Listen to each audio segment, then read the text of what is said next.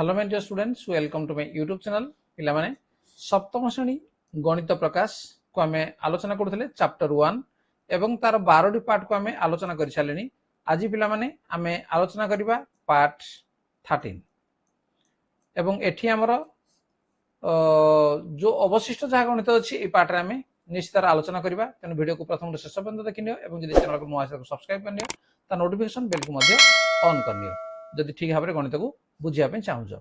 ता पूर्व जो 12टी पार्ट गलानी पिला माने ताकू तुम निश्चित भाव देख एवं धैर्यर सहित देख ताकू निश्चित भाव बुझीपर और निज खातार टिपि नियो। तो ठीक अच्छे पार्ट 13 आम आलोचना कौन करवा देखिनियो जे आम ता पूर्वर पिला माने तुम देख जे 10 नंबर पर्यंत आम आलोचना कर सारी एवं आज पिला माने आम आरंभ करवा नंबर 11 ठारू। ताले नंबर 11 कौन अच्छी देखिनियो। स्टैच्यू ऑफ यूनिट उच्चता विशिष्ट एक मुद्रा स्तंभ सृष्टि करने पाई केतोटी मुद्रा आवश्यक हब। मनकर प्रत्येक मुद्रार मोटेई है 1 मिलीमीटर। ठीक अच्छे से कौन कही स्टैच्यू ऑफ यूनिट उच्चता विशिष्ट एक मुद्रा स्तंभ तैयारी करने तेणु आगु जो पढ़ा जाइथिला सेटा स्टैच्यू ऑफ यूनिट तार उच्चता केते अच्छी। ठीक अच्छे ताले आमे केतोटी मुद्रा आवश्यक हब सेति उच्चता विशिष्ट जदि आमे करिया पई चाहिबा ताले स्टैच्यू ऑफ यूनिट रो उच्चता जे आमे लिखि नेबा आगो। स्टैच्यू ऑफ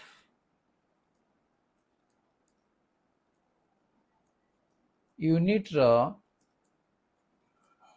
उच्चता तुम बही को पछड़ देखिनियो जे केते अछि 180 मीटर।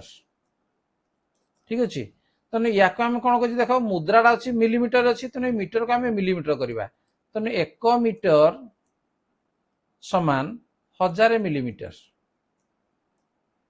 1000 मिलीमीटर ताले 180 मीटरटा हम आमर समान 180 गुणन 1000 समान है 180 रे 1 2 3 एतिकी मिलीमीटर। ठीक अच्छे आगे आम कमा देदेबा 1,80,000 मिलीमीटर रहा। ताले से कौन प्रत्येक मुद्रार मोटेई तेणु प्रत्येक मुद्रार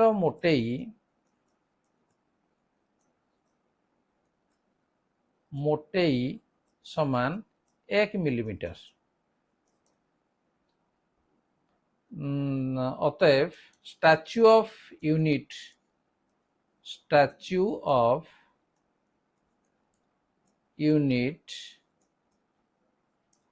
उच्चता करिवा पाई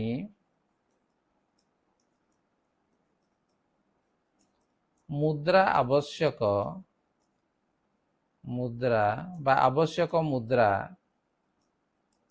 है समान केते हबो जे 1,80,000 विभक्त 1 बाड़ा हमर 1,80,000 एतिकी मुद्रा आवश्यक।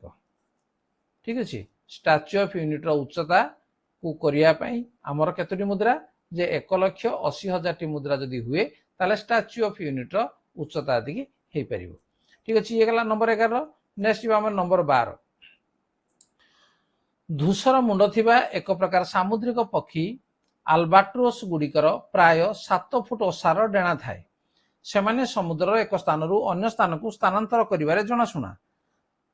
आल्बाट्रोस गुड़िक दिन को प्राय 900 रु 1000 किलोमीटर पर्यंत जाई पारंती। रेकर्ड होइथिबा दीर्घतम एकक यात्रा हेउछि प्राय 12,000 किलोमीटर। तेबे एहीपरि यात्रा करिले अर्थात 12,000 किलोमीटर को यात्रा करिले प्रशांत महासागर अतिक्रम करिया पई प्राय केते दिन लागिबो। ठीक है प्रश्न को आउ थरा को पढ़ी नियो। देखो तार समाधान आम करबा जे समुदाय अतिक्रांत दूरता केते दिया हिजी एटा उत्तर आम लिखिबा हैला। तो लिखिबा डी समुदाय अतिक्रांत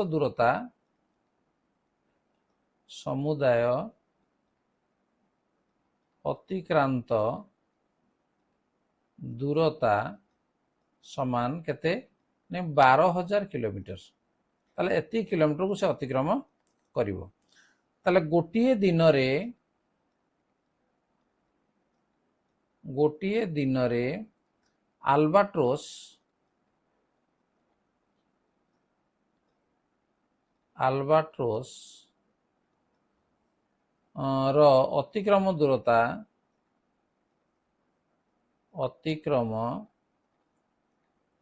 ଦୂରତା କେତେ ସେ କହୁଛି ଯେ 900 ରୁ 1000 କିଲୋମିଟର।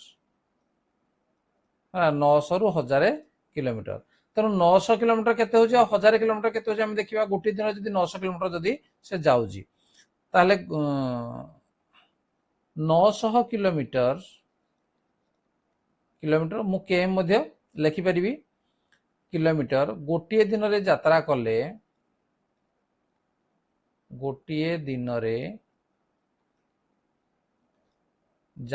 କଲେ କେତେ କିଲୋମିଟର ଯିବ 12000।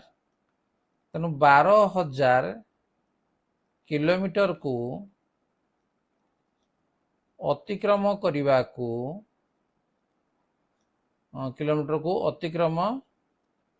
କରିବାକୁ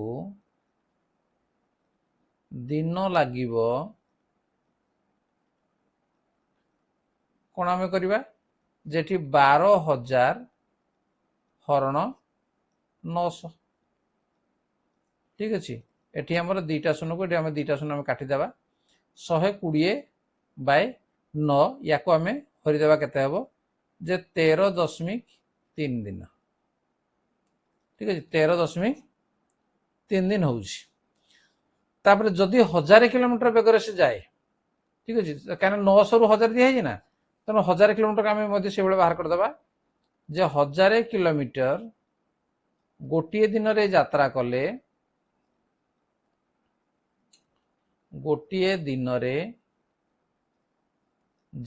କଲେ 12000 କିଲୋମିଟର କୁ ଅତିକ୍ରମ କରିବାକୁ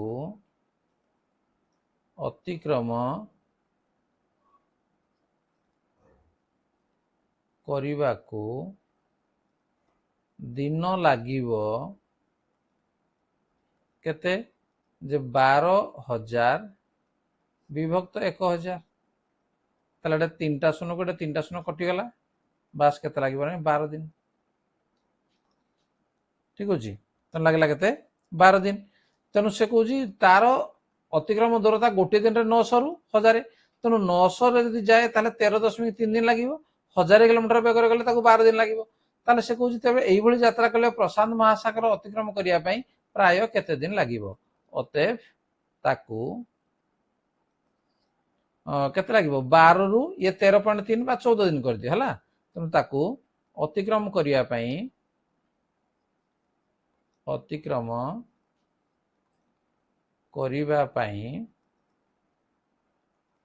12 ରୁ 14 ଦିନ ସମୟ ଲାଗିବ।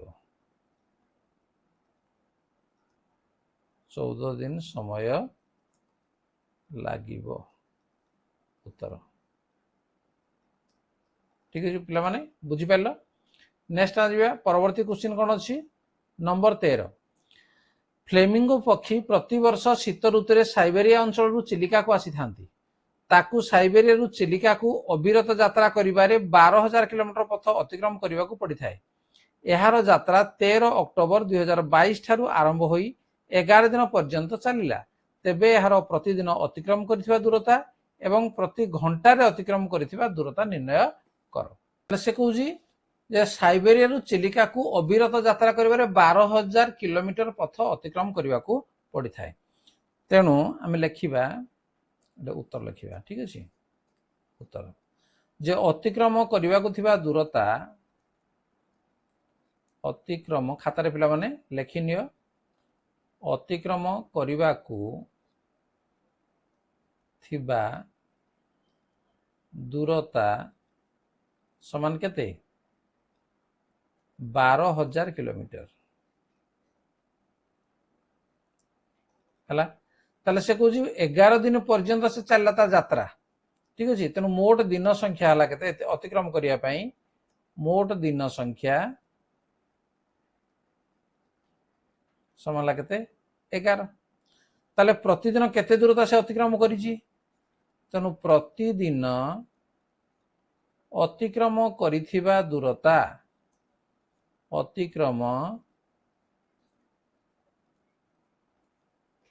କରିଥିବା ଦୂରତା ସମାନ କ'ଣ କରିବା ଯେ 12,000 ହରଣ 11 ହେଲା। ହରିଦେଲେ ଇଏ ସମାନ କେତେ ହେବ ଯେ 1090.9 କିଲୋମିଟର ହେଲା। ବା ଆମେ ନିୟରଲି ଇକ୍ୱାଲ ଟୁ ଆମେ ଲେଖିଦେବା ଯେ 1091 କିଲୋମିଟର। ঠিক ଅଛି 1090.9 ଯାହା 1091 ପ୍ରାୟ ସମାନ, ତେଣୁ ତାକୁ ଆମେ ରାଉଣ୍ଡ ଫିଗର ଆମେ କରିଦେଲେ। ତେଣୁ ପ୍ରତିଦିନ ଅତିକ୍ରମ କରିଥିବା ଦୂରତା ଏଇଟାକୁ ଲେଖିଲେ ଚଳିବ, ୟାକୁ ଲେଖିଲେ ମଧ୍ୟ ଚଳିବ। ସେ କହୁଛି ପ୍ରତିଦିନ ଅତିକ୍ରମ କରିଥିବା ଦୂରତା, ତାପରେ ପ୍ରତି ଘଣ୍ଟାରେ ଅତିକ୍ରମ କରିଥିବା ଦୂରତା ଆମେ ବାହାର କରିବା। ତେଣୁ ପ୍ରତି ଘଣ୍ଟାରେ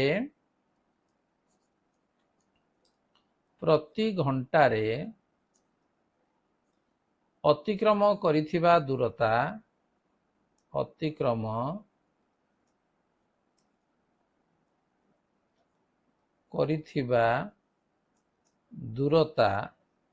ସମାନ କେତେ ହେବ ଯେ 1091 ବିଭକ୍ତ 24। ঠিক ଅଛି, କାହିଁକିନା ଗୋଟିଏ ଦିନ ହଉଛି 24 ଯଦି ଆମେ ହରିଦେବା ତାହେଲେ ପ୍ରତି ଘଣ୍ଟାରେ କେତେ ଦୂରତା ଅତିକ୍ରମ କଲେ ଆମର ବାହାରି ପଡିବ। ତେଣୁ ସମାନ ହବ କେତେ ନାହିଁ 45.4 କିଲୋମିଟର। ঠিক ଅଛି ପିଲାମାନେ, ତେଣୁ ପ୍ରତିଦିନ ଅତିକ୍ରମ କରିଥିବା ଦୂରତା ହେଲା 1091 କିଲୋମିଟର ଏବଂ ପ୍ରତି ଘଣ୍ଟାରେ ଅତିକ୍ରମ କରିଥିବା, ସେ କହୁଛି ପ୍ରତି ଘଣ୍ଟାରେ ଅତିକ୍ରମ କରିଥିବା ଦୂରତା ହଉଛି 45.4 କିଲୋମିଟର। ହେଇଗଲା। ନେକ୍ସଟ ଆମେ ଯିବା ପିଲାମାନେ ନମ୍ବର 14। ତାহলে 14 নম্বর লাস্ট কোশ্চিন ইয়ে আমার শঙ্খচিল্ল পক্ষী ভূমি স্তরରୁ 4500 ରୁ 6000 মিଟর পর্যন্ত উড়ি পারନ୍ତି। দেওমাଳି পর্বত ହେଉଛି 1672 মিଟর উচ্চ। উড়াজাহাজ 10,000 ରୁ 12,800 মিଟর উচ্চতা পর্যন্ত উড়িপারে। ସମୁଙ୍କ କୋଠା ତୁଳନାରେ ଏହି ଉଚ୍ଚତା ଗୁଡ଼ିକ କେତେ ଗୁଣ ବଡ଼? ତେଣୁ ଦେଖ ଆମ ବହିର ପୂର୍ବରେ କୋଠାର ଉଚ୍ଚତା ଅଛି, ତେଣୁ ଏଇ ଯୋଉ ଆମର ଦେଖିବା ଯେ ଶଙ୍ଖଚିଲ୍ଲ ଯେତିକି ବାଟ ଉଡୁଛି, ତେଣୁ ୟା ତୁଳନାରେ ସେ ଉଚ୍ଚତା ହେଲା କେତେ ଗୁଣ ବଡ଼। ଦେଓମାଳି ପର୍ବତର ଉଚ୍ଚତା ତା କୋଠା ତୁଳନାରେ କେତେ ବଡ଼, କେତେ ଗୁଣ ବଡ଼, ଏବଂ ଉଡ଼ାଜାହାଜ ଯୋଉ ଉଡି ପାରୁଛି ସେ ସମୁଙ୍କ କୋଠା ତୁଳନାରେ ସେଟା କେତେ ବଡ଼ ଆମେ ବାହାର କରିବା।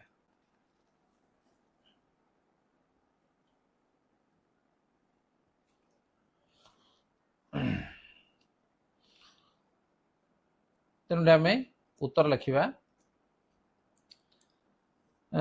ପ୍ରଥମେ ଦେଖିବା ଆମେ ଶଙ୍ଖଚିଲ୍ଲ ପକ୍ଷୀ, ନାଇଁ? ତେଣୁ ଶଙ୍ଖଚିଲ୍ଲ ପକ୍ଷୀ ଲେଖିବ ପିଲାମାନେ ଆକୁ ତାକୁ ହେଲା। ଶଙ୍ଖଚିଲ୍ଲ ପକ୍ଷୀ ଭୂମି ଉପରକୁ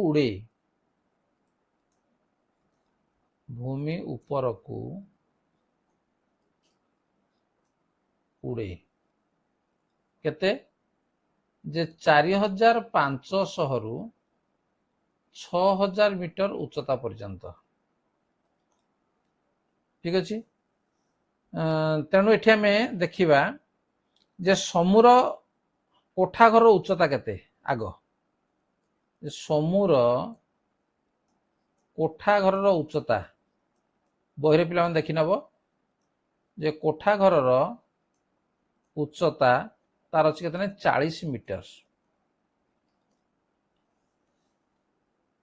ହେଲା।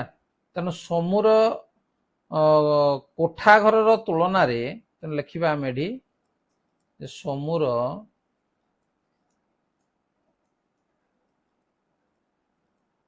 କୋଠା ଘର ତୁଳନାରେ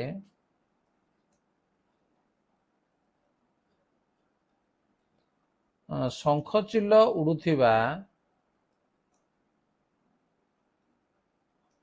ଉଡୁଥିବା ଉଚ୍ଚତା ସହ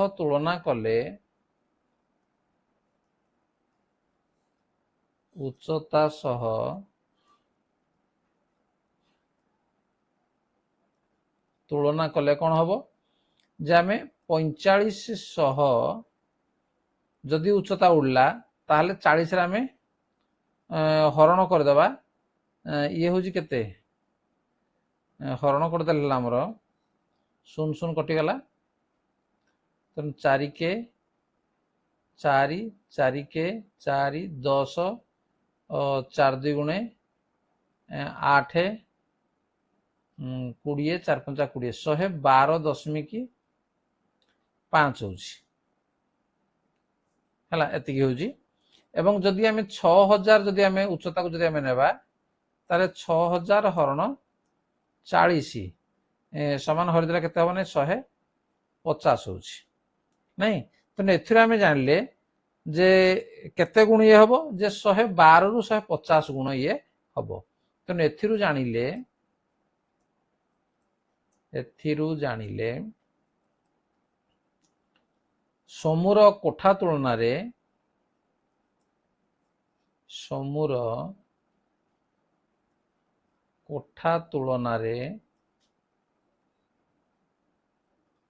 शंखचिल उड़ुथिबा उच्चता शंखचिल उड़ुथिबा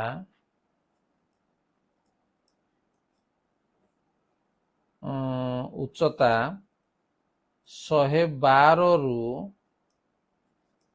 150 गुण बड़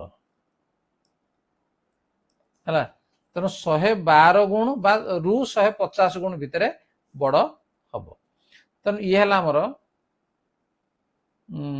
एक रे नियो कारण 3टा आमर अच्छी ना तापर 2 रे आमे जदि नबा कोडा को नबा देवमाली तेणु देवमाली रो उच्चता दिया है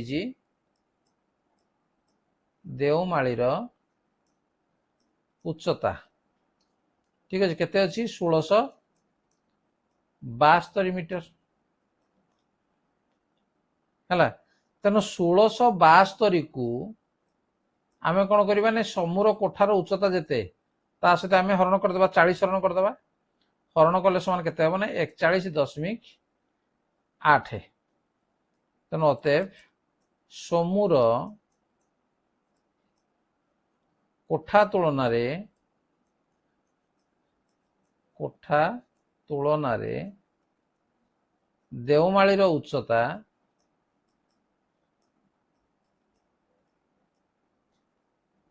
41.8 गुण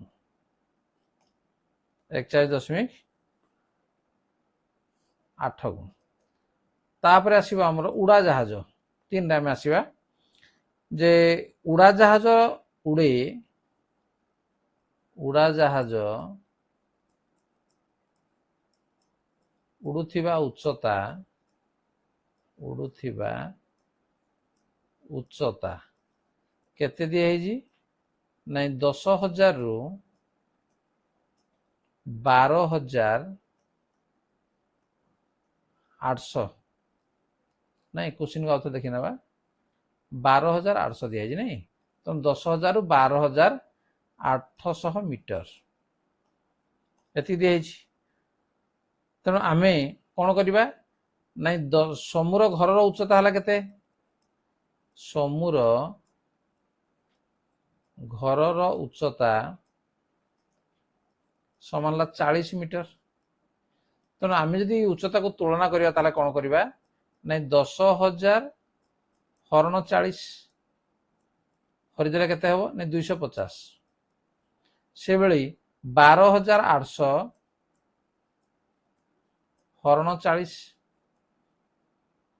समान लगता है 320 ठीक अच्छे तेणु अतएव समूह कोठा तुलना रे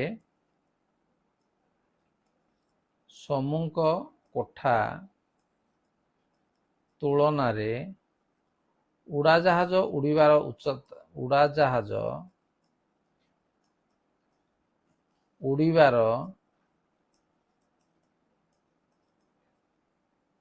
उच्चता केते 250 रु 320 गुण है एति हमर उत्तर ठीक अच्छे पिला माने आको खाता तुम्हें लिखि नियो एवं तापर आम रही आम क्वेश्चन जी सरीगला तापर आमे कौन शिखिले ठीक अच्छे या